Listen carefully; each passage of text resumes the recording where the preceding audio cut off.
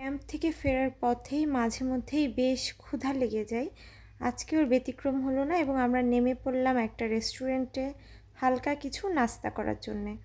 রেস্টুরেন্টটা ছোট পরিসরে নতুনভাবে শুরু করলেও বেশ সাজানো গুছানো ছিল। আমি আর আমার কলিগ মিলে একটু ভাব নিচ্ছিলাম, নিজেদেরকে দেখছিলাম আয়নাতে। তো আমরা খাবার অর্ডার দিয়ে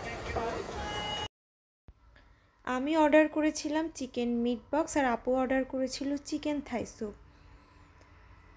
চিকেন মিট বক্স যদিও আমাদেরকে বলে সার্ভ করা হয়েছিল, কিন্তু খেতে বেশ সুস্বাদু ছিল এবং ফ্লেভারটা অন্যান্য রেস্টুরেন্টের তুলনায় একটু ডিফারেন্ট ছিল। যদিও আমি চিকেন থাই স্যুপ খাই না, কিন্তু আপু রিভিউ দিল বেশ ভালো।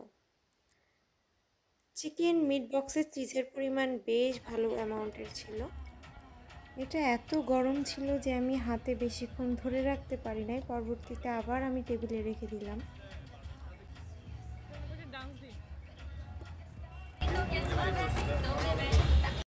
সবার শেষে অর্ডার করলাম এলাচি চা।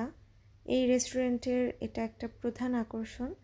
চাটা খুবই মজা লাগে আমার, আমিও আপুকে রিকমেন্ড করলাম এটা খাওয়ার জন্য।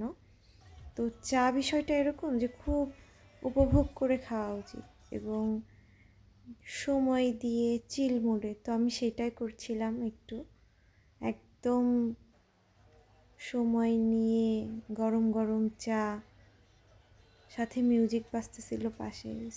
একটু সময় এভাবে কাটালেই দেখা যায় যে সারাদিনের ক্লান্তিটা আমার দূর হয়ে যায়।